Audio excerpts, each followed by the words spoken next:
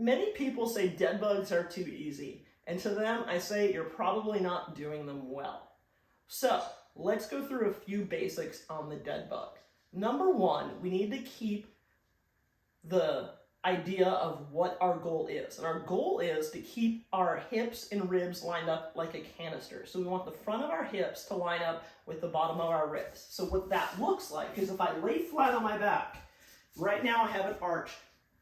My hip bones are kind of pointed that way. My ribs, bottom of ribs are facing out, and that's called scissors. So now if I tuck my hips and nothing goes under here, now they're lined up and I felt all of my abs kind of cinch up. That means I'm in a good canister position. Now from here, if I bring my legs up, I want to make sure I keep that canister position. My ribs and hips don't go away. So if I add in my arms and legs and go nice and slow and keep that other leg steady until the opposite returns, that's actually fairly hard for me.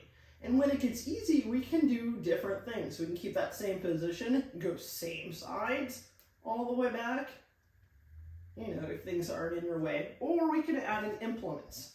So take this yoga block. Now, this is going to actually make this side hip flexor work harder. I'm pushing up into the block and pushing down with my elbow. So I can already feel this kind of working harder.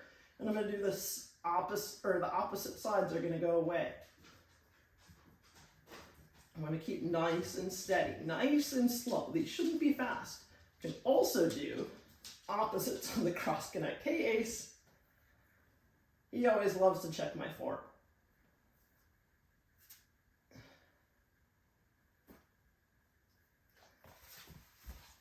The hip flexor pressing into the block is also a really good one to try if you find that when you're doing stuff, your hips click a lot.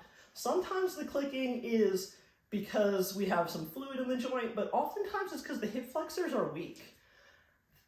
So go ahead and give those a try and let me know what you think.